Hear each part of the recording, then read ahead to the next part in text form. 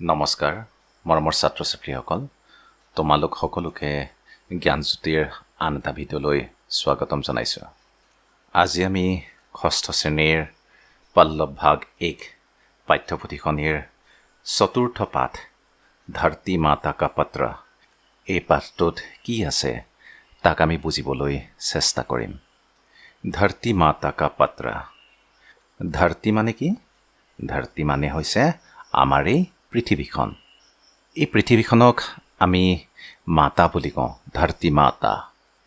সেই ধৰতী মাতাই তোমালোকলৈ এখন চিঠি লিখিছে। আহাচোন সেই চিঠিখনত কি আছে আমি তাকেই চাওঁ। मेरे प्यारे बच्चों, तुम सब मुझे अच्छी तरह से जानते हो। প্ৰথমতে সম্বোধন কৰিছে আমাৰ ধৰতী মাতাই কি মেৰে প্যাৰে বচ্চোं, মোৰ মৰমৰ ল'ৰা ছোৱালীসকল। তুম সব মুঝে अच्छी तरह से जानते हो। তুমিতো জানাই পৃথিৱীখনৰ বিষয়ে। তুমনে মেৰে বাৰে মে পঢ়া ভি হে। তোমালোকে এই পৃথিৱীখনৰ বিষয়ে পঢ়িছাও। अतः मुझे नुकसान मत पहुँचाओ। সেইকাৰণে আমি ধৰতী মাতাক কোনো नुकसान अर्थात अपकार करिब नालागे। क्योंकि लोग प्यार से आदर से मुझे धरती माता कहते हैं। कारण पृथ्वीखनक मानुहे की बुली कय? धरती माता। माता अर्थात मा। तेने हले की हल आमी धरती मातार केतियाओ अपकार करिब नालागे। सदियों से मैंने तुम्हें माँ की तरह पाला पोषा है। लोगों को मैंने अनाज दिया, फल दिए, मकान बनाने के लिए लकड़ी दी, वस्त्र के लिए कपास दी। তেনেহ'লে এই পৃথিৱীখনে আমাক কি কি দিছে? আমাৰ যিমানবিলাক দৈনন্দিন জীৱনত প্ৰয়োজনীয় সামগ্ৰী, সকলো সামগ্ৰী এই পৃথিৱীখনেই আমাক দিছে। সেইবাবেই আমি ধৰতীক অৰ্থাৎ পৃথিৱীখনক মাৰ লগত তুলনা কৰিব পাৰোঁ। ইয়াতে কৈছে যে অনাজ দিয়া, ফল দিয়ে, মকান বনানে के लिए लकड़ी মানে খোৱা বস্তু দিছে, ফল ফুল, ঘৰ বনাবলৈ কাঠ বা কাপোৰ পিন্ধিবলৈ আমাক কপাহ বা কাপোৰ ববলৈ আমাক কপাহ দিছে। এই সকলোবিলাক বস্তু দিছে। लेकिन आजकल ये लोग बड़े कृतघ्न होते जा रहे हैं। কিন্তু বৰ্তমান সময়ত মানুহবোৰ কি হ'ল? কৃতঘ্ন মানে কি হৈছে? অৰ্থাৎ প্ৰতিদান বুজি নোপোৱা, তেওঁ দিয়া বস্তুটোৰ মূল্য বুজি নোপোৱা হৈ পৰিছোঁ আমি। ये मेरे जंगल नष्ट कर रहे हैं। मोटर गाड़ियों के धुएं से मेरी हवा को विषैली बना रहे हैं। আমি গাড়ী চলাওঁ, তাৰ পৰা ওলোৱা ধোঁৱাই কি কৰিছে? আমি বায়ুমণ্ডলটোক বিষাক্ত কৰি তুলিছোঁ। कल कारखानों से गंदा पानी छोड़कर मेरी नदियाँ मैली कर रहे हैं। কল কাৰখানা অৰ্থাৎ ফেক্টৰীৰ পৰা ওলোৱা বেয়া পানীবোৰ আমি নদীত পেলাই দিছোঁ, যাৰ ফলত নদীবিলাকো বিষাক্ত হৈ পৰিছে।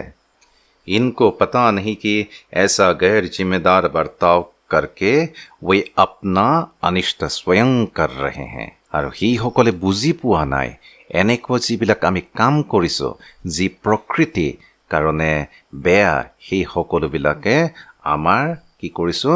আমাৰ নিজৰ ভৱিষ্যতটো ধ্বংস কৰি তুলিছোঁ, নিজৰ অনিষ্ট নিজেই কৰিছোঁ। अब मेरी उम्मीदें तुम जैसे बच्चों पर हैं। সেইকাৰণে শেষত ধৰতী মাতাই কৈছে যে এতিয়া এই সকলোবিলাক দায়িত্ব হৈছে অৰ্থাৎ উম্মিদে আশা তুম জেছে বচ্চোं पर हैं, তোমালোকৰ ওপৰতে ভৰসা কৰিছে এই ধৰতী মাতাই। जब तुम बड़े बनोगे अच्छी तरह से मेरी देखभाल करोगे। যেতিয়া তুমি ডাঙৰ হ'বা তেতিয়া ভালদৰে তুমি কি কৰিবা? এই পৃথিৱীখনক দেখভাল চোৱা চিতা কৰিবা।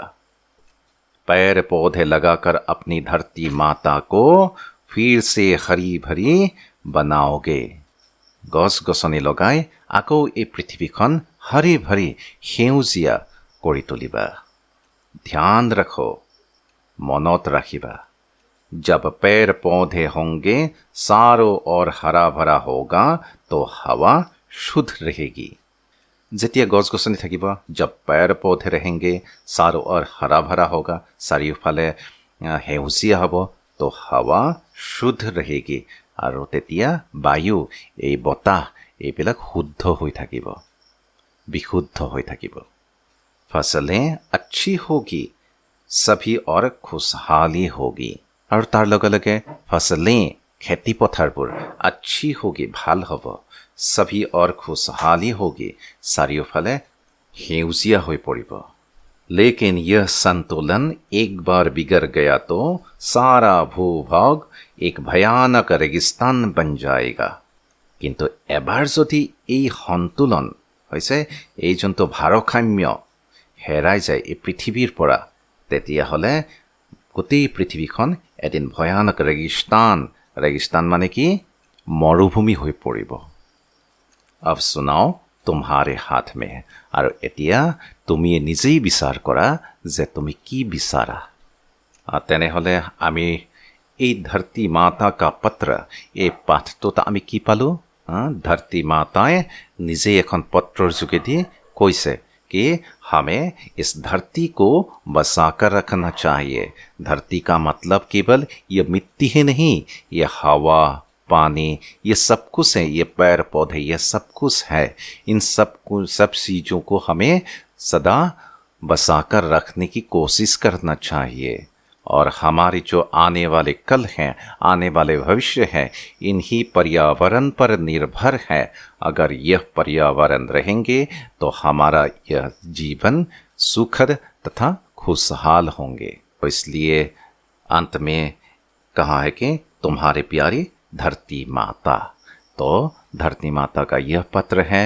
धरती माता ने हमें समझाने की कोशिश की है कि ये सारी चीज़ें हमारे लिए बहुत ही ज़रूरी है। इसको अनिष्ट तथा इनको बर्बाद करने की कोशिश नहीं करनी चाहिए। तो आप सभी लोग इस पाठ को समझ गए होंगे, इस पाठ का तात्पर्य को आप समझ गए होंगे। इस पाठ का तात्पर्य यही है कि पर्यावरण को सदा हमें बसा कर रखना चाहिए।